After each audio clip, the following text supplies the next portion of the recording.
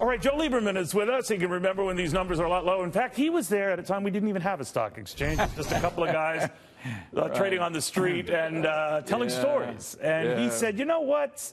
This is going someplace. I said to William Howard Taft, Mr. President. Try it, Diane. But anyway, it's very good to see you, Senator.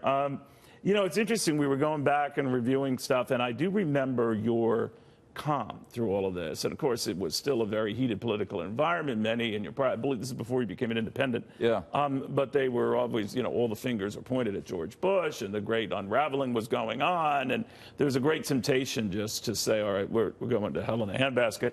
You avoided a lot of that language and temptation, and people forget how it wasn't that many years after, you know, you had run for vice president, but you didn't succumb to that, and you kept your calm and urged calm with appearances on this show and other shows.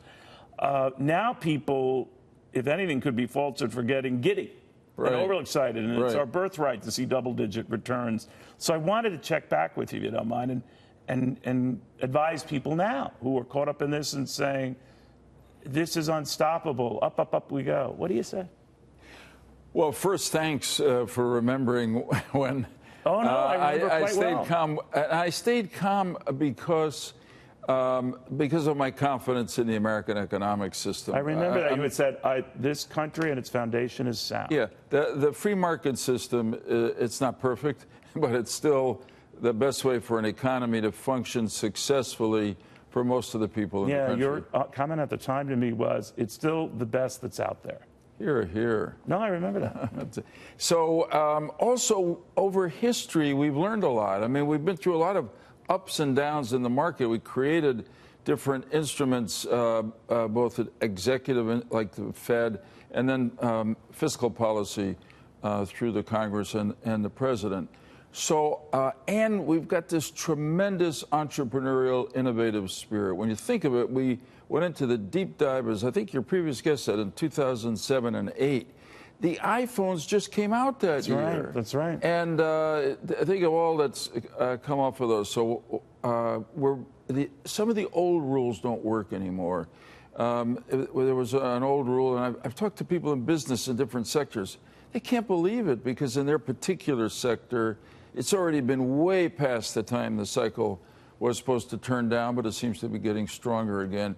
And I think, you know, I agree with what was just said a while ago. You can't predict 10 years out, but right now, to me, everything really looks like it's coming up roses economically. Well, let me throw a couple of wrinkles out there that are popularly expressed. And I've always said throughout the years, you and I have known each other, Senators, that I feel that it's my duty to give the bullish argument, the bearish argument, to make sure it's all out there.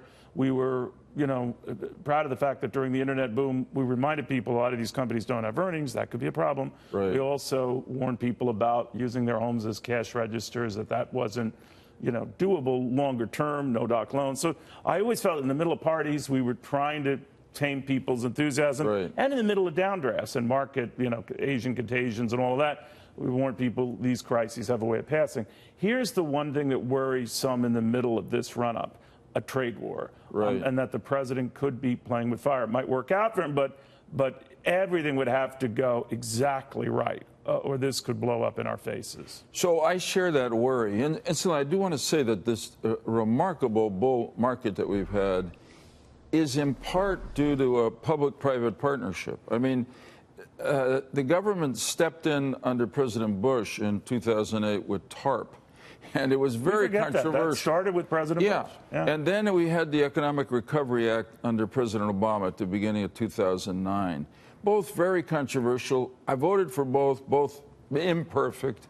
But I think without them, we wouldn't have come out of the deep recession we were in. Do you really think so? The others say it's really the Federal Reserve keeping rates so low for so long. I think it was both. I give the Fed credit. And, of course, now we have, under President Trump, the tax cut and deregulation, which has given new energy to the market. So the one part of his economic policy that I worry about, and again, you could criticize those two things, too much tax cuts, too much dereg, but overall positive signals to the business community.